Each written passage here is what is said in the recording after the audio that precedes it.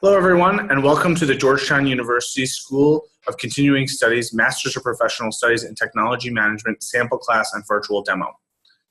Today, we will be joined by Dr. Sarah McHugh, our Senior Admissions Advisor, Katia Popova, our Program Director, Andrea Guerrero, and our Faculty Director and Associate Professor of the Practice, Dr. Maria Trujillo. To get us started today, Dr. Maria Trujillo is going to take us out.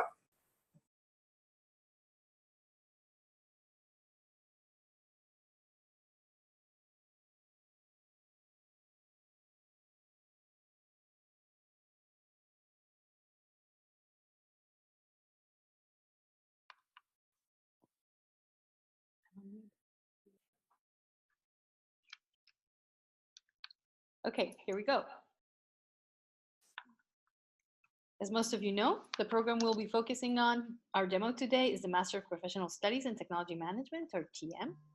This master's degree program is designed for experienced and mid to entry level professionals across a wide range of industries. As a participant, you will be immersed in a dynamic learning environment where you will have the opportunity to engage with other professionals to enhance your leadership and business competencies, advance your communication skills, and gain additional insights into managing technologies, all without interrupting your careers. Our students are comprised of both technical and business backgrounds. As you can see on the slides, we're trying to align the technologies, the business solutions that are out there with the business objectives. And you will do this in a series of courses that add up to 30 credits. The agenda for today includes the following. A 3-minute introduction to our instructor, Dr. McHugh, a lecture on the course that Dr. McHugh will explain in further detail that lasts for 15 minutes, a 15-minute preview of the use of the Canvas platform, and then we open it up to questions and answers on the program, the course, and the platform for 15 minutes. I'm going to pause right there and see if you have any questions before the introduction to Dr. McHugh. Okay. So please type your questions in the chat box and we will respond appropriately. Who is Dr. McHugh? And I will call her Sarah. Sarah is an accomplished adjunct faculty of the TM program. And I'm not going to read everything that's on the screen, but I will say that she has taught in the program since 2013. She's well known for using information and communication technologies in developing countries. She's the founder of Blue World. She launched, in collaboration with Google and Cisco, the Opportunities to Youth in Developing Countries. She's the co-founder of the Remembering site, a memoir writing platform to write and preserve the stories of our elders. She's the founder of Women with a 2020 Vision to empower women through online mentoring, initially funded by the Elon Musk Foundation. And she's focused on international economic development, technology innovation, online education, and women's empowerment. So let's hear from Sarah in each one of these areas. Sarah? Thank you so much, Maria. Hi, everyone. And I have to say how much I love teaching this course. My background in 2 minutes or so is that I started counseling businesses on their foreign market entry strategies, and then I became interested in how to help countries become competitive by creating export markets. And this was a good deal of my time focused at the UN in international public policy. And then the internet happened, and I became very focused on ways to leverage technology for the greatest benefit to humanity. E-commerce, e-government, how technology can create efficiencies in the global supply chain. And then there was a good deal of focus on partnerships with Silicon Valley firms and bringing innovation into developing countries. And in the last few years, I focused on online education for international trade education, online education for youth. I created an online master's degree program in quantitative analytics that is free and open to anyone in the world. It's at par with anything that you'd see at Georgetown, Stanford, London School of Economics, and it's free. It's, again, in quantitative analytics with a focus on the financial industry. And I'm leaving on Monday to study how we can bring education in one of the most remote regions in the world, so that we can understand how we can bring online education to where it doesn't exist, for child brides, working children, in refugee camps, and where connectivity is only achieved through solar power solutions and satellite connectivity. And there's also been a very strong theme of women's empowerment through online mentoring, story sharing, and understanding intercultural differences and biases toward women and others in an international setting. And so I've also worked with several United Nations initiatives and NGOs to build awareness of technology-related issues. The importance of creating apps that will empower others, bringing education to the 500 million people around the world, both youth and adults who are uneducated and illiterate.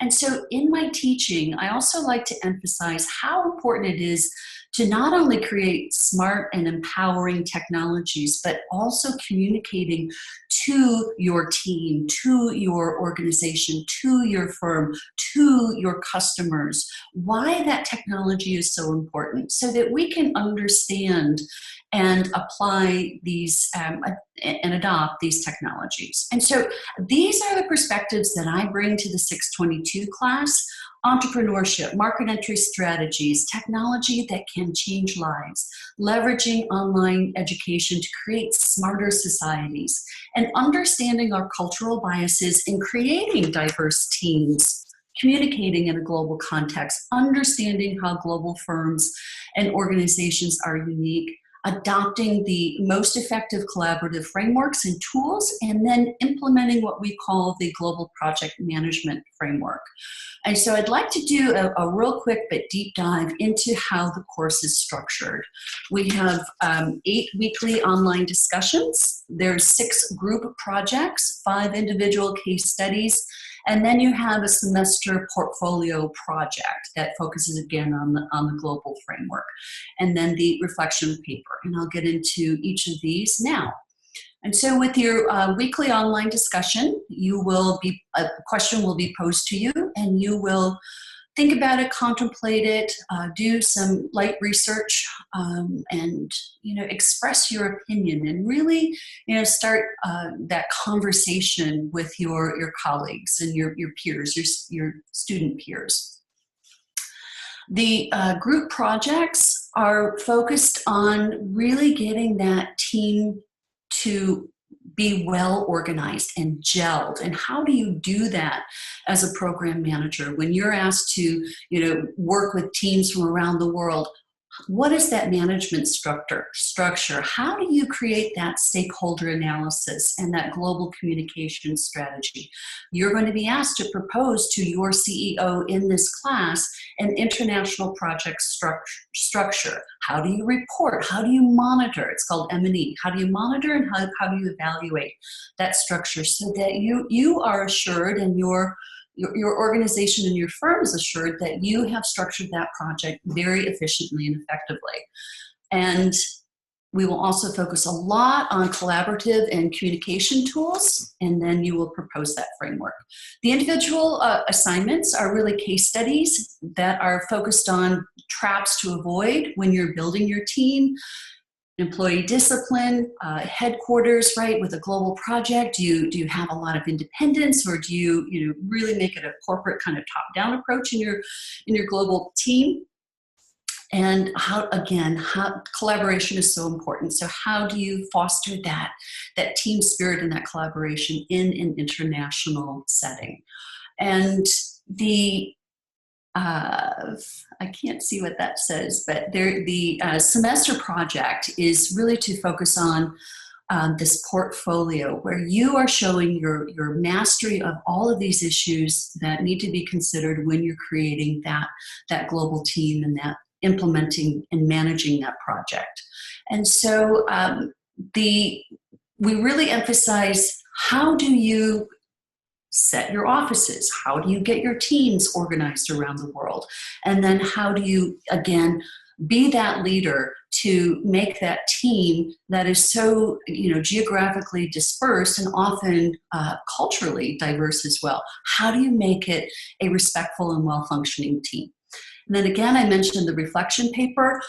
I really love how this class was designed. I did not design the class. I teach it as an instructor. I bring that practical perspective.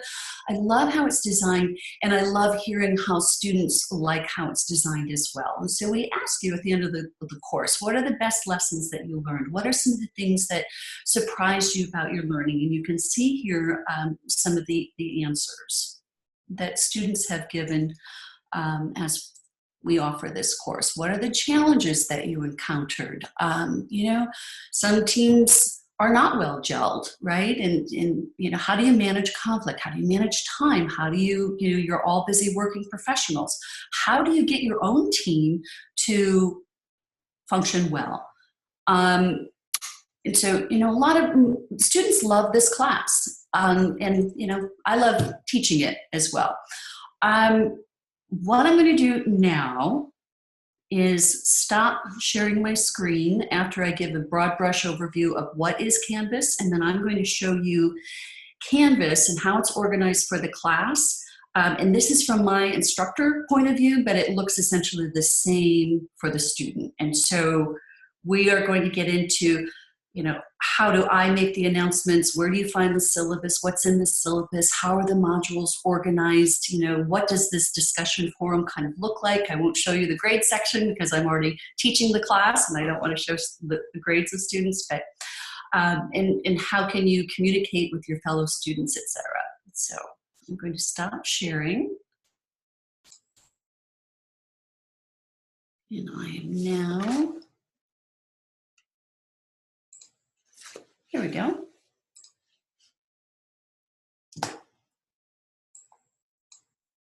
One second. There it is. Okay.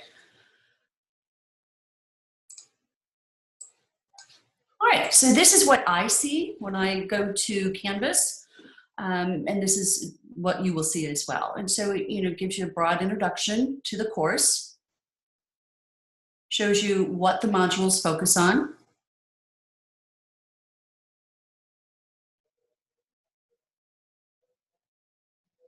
And so it's an 8-week class, 8 modules. This is where you will find weekly announcements that, I really kind of call these prep posts. I overload before the class even begins, tips for success, a welcome message, how do I grade group projects and assignments? And then we get into each week, I will give you a note from my practical perspective, a note on globalization and diversity. So we can open it up, and I just kind of give you my perspective of globalization and diversity. And then there's also an opportunity to ask questions over here. If students, we were having some difficulty this course with some students joining a group. We fixed that bug, but I'm trying to, this is the place where you ask your questions on anything about the course. Syllabus is here, very deep dive into how it's organized, the required text, your typical syllabus. It's very, very detailed. It's rubric based. Tells you exactly what you need to get that A grade. Okay. And then again, we go back to the modules. And so this is, again, from my perspective. So you would go to the course orientation. You might want to learn about your instructor. You'd click on that, read a bio. Then this course schedule is what is expected each week. So that keeps you organized and you know what is due when. It's just a very, very well organized platform. And then collaborations. This is, how do you leverage the Google Drive account so that you can keep your team organized. We don't take attendance in the asynchronous class. There's a chat function. you are able to see your fellow students and connect with them. Their email address is there. And then Zoom conferencing, I hold weekly office hours, and that is really to answer any questions that you have about the course, but I also like to really emphasize what are some of the jobs that you can get in an international organization or an international firm. Let me stop sharing this for a second. Go back here, just a little bouncing around, just a sec. So, I really hope this has been helpful to learn about the course and how it's organized in Canvas and why we practitioner instructors love teaching in the technology management program. We can share our daily experience. We can remind students that there is a great impact that they can make in the world. And again, and I do this through office hours, but also in the comments that I make in your papers, et cetera. But, how can we expose you to jobs and careers that you might not have considered in an international context? And so with that, that's a little bit about the course and Canvas.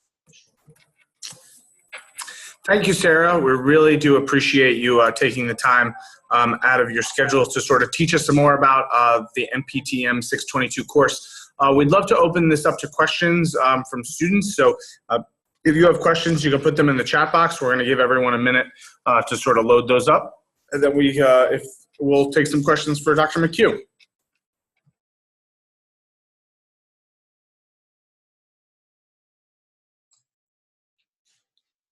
I'd love to see your faces too.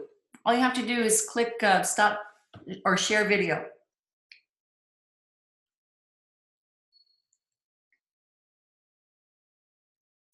Could I ask a question of the admissions advisor in terms of, what are some of the questions that students are asking?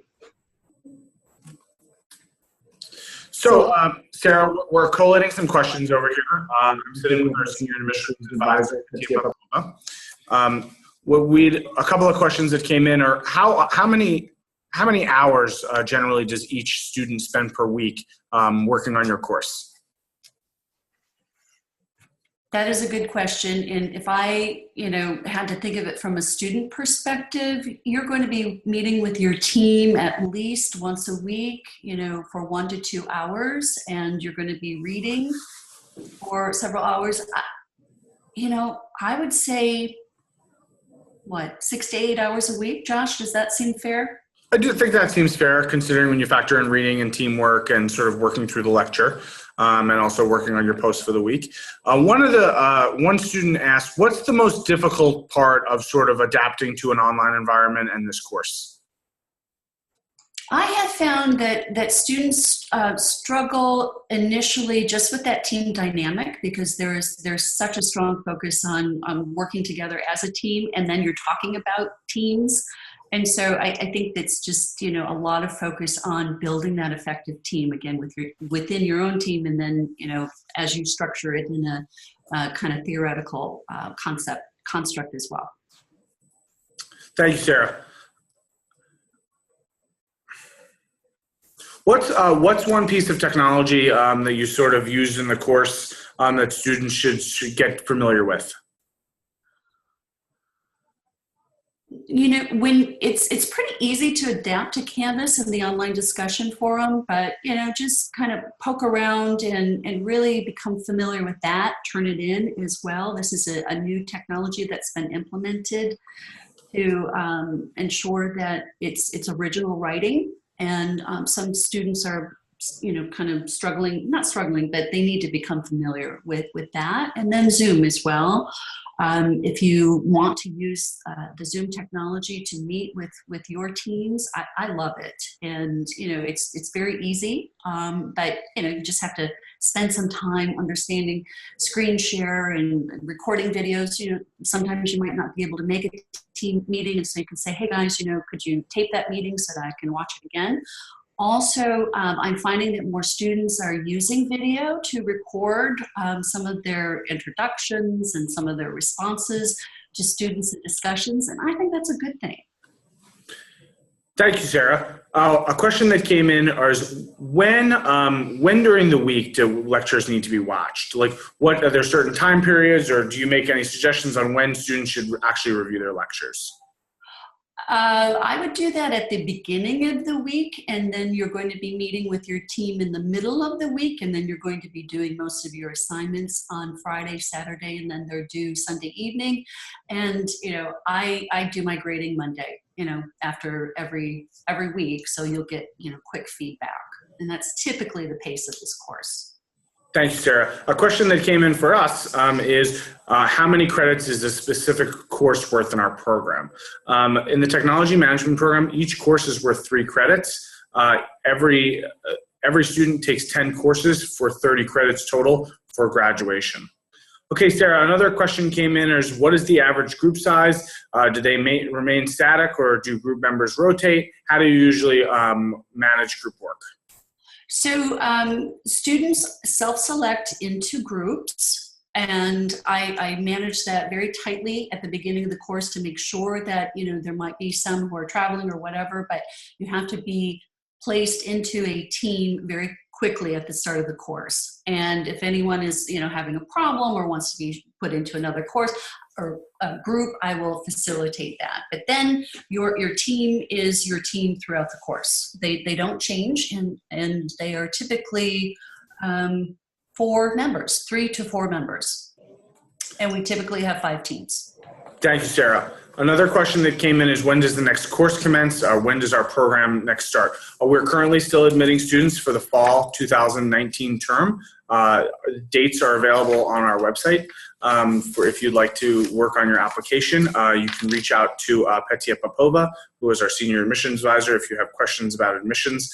We're running this course, MPTM 622, along with almost all of our online courses 3 times a year, fall, spring, and summer. Let's go to some more questions. What are some typical professions graduates of the program go into? We have a number of people and a number of different students from a different variety of fields. As we like to say here at SCS, no 2 students are the same. Our students go into consulting. They work for Fortune 500 technology companies. Many of them will work for the federal government. We have many students who are entrepreneurs. It really does depend on sort of what the profession that you have in mind for your career. And Jeff, I'm sorry, Sarah, go ahead. The fact that if you take my course, I will also kind of expose you to a potential career at the United Nations, at the International Finance Corporation, at the World Bank, at the International Monetary Fund. So, you know, we do spend some time exposing you to some of those kind of non-traditional career paths. Sarah is a great networker, so definitely a big thank you to her for that. The next question is, how does an MPS degree differ from an MS, and how does an MPS sort of value in sort of an organizational level? An MPS degree is really made for the working professional, right? So if you're a working professional and you want to learn from an applied perspective, you want to learn from professors like Dr. McHugh, who are still active in their fields, and are sort of still active day to day, an MPS program may be a better fit for you. Our programs are built for that working professional, so you can come to school and continue to work. So many of you may have families or other commitments, and it's really built for that level of flexibility. An MS degree is something that you would potentially take full-time. Can be done, our MPS degrees can be full-time or part-time. And obviously we have an extremely flexible format with our classes being available online. Let me just add to that the MPS program has a capstone as opposed to an MS program, which usually has a thesis. So we believe that the applied nature goes all the way to the end, and that all the courses come together in the creation of a capstone project. So you're actually doing something that's applied and that you can use in your workplace, or that can be used in an applied setting. Thank you, Maria. We had one technical question. Is a Chromebook sufficient with access to Google for a course like this? And the answer is absolutely. Georgetown is a Google-based school, so Google Email, Google Drive, Google Slides is all available to all of our students.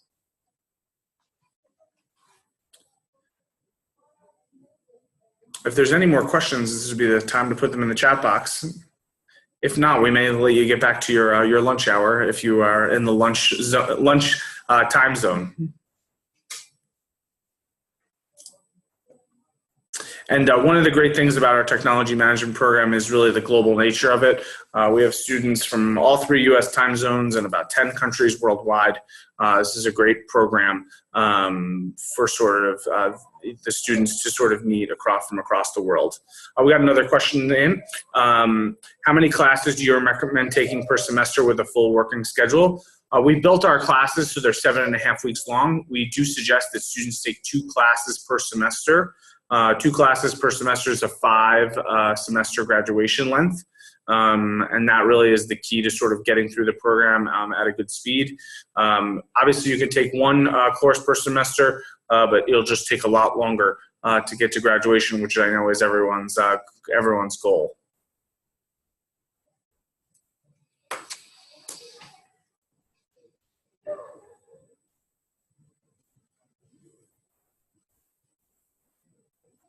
So one of the questions we've received is, I come from a non-technical background, and how will I fit in with our technology management program? What's really interesting about our program over the years has been, we've been about 60% of folks come from a business or a liberal studies background, and about 40% come from a science background. So whether that's computer science or engineering or mathematics, we've had a really good mix. That's what really has made this program great.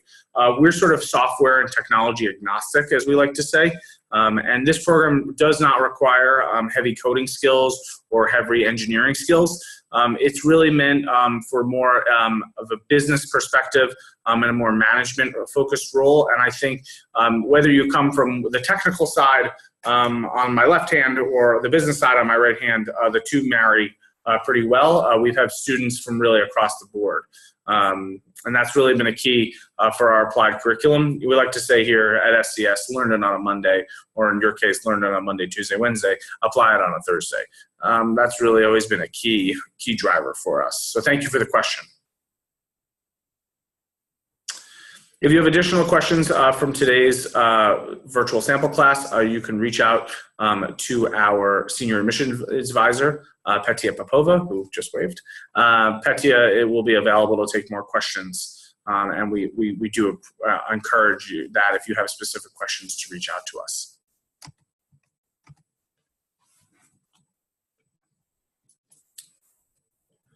So one question that I received is, can I speak to our emphasis on Jesuit values? And I think where our technology management program really focuses in on our Jesuit tradition is really on our ethics course, where we spend a good amount of time working on what is called cura personalis, which is caring for the whole person. I'm going to throw it to Maria to talk a little bit about Jesuit values as well. We actually look at how technology can affect international development in a course that we offer on ground called Information and Communication Technologies for International Development, which is a bit of what Sarah does too.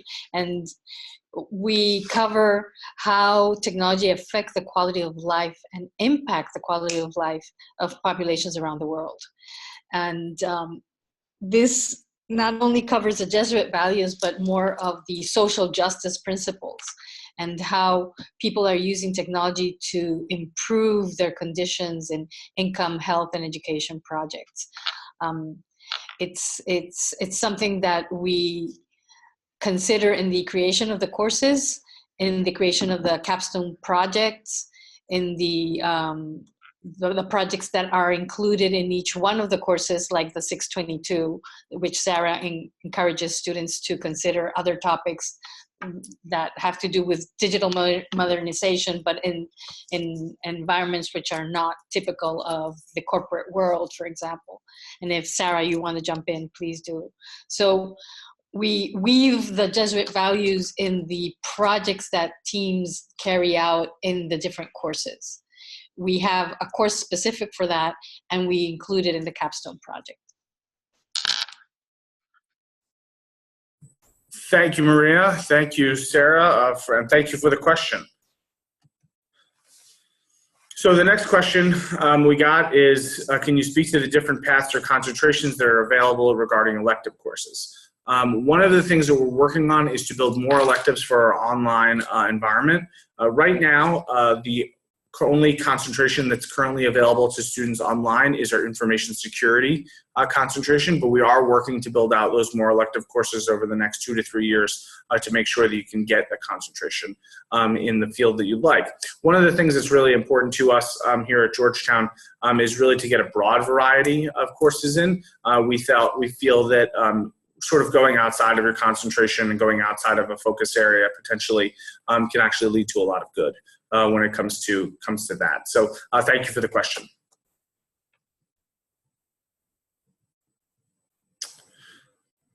So I think with questions sort of winding down, I want to thank you all for your time today and taking that time, if you are in the lunch time zone, to really join us. We really do appreciate it.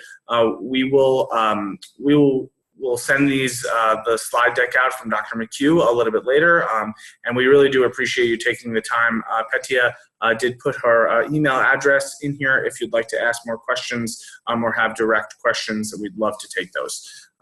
Thank you all for coming today. We're going to say goodbye now, and we hope to see you guys all in the near future. Thank you so much.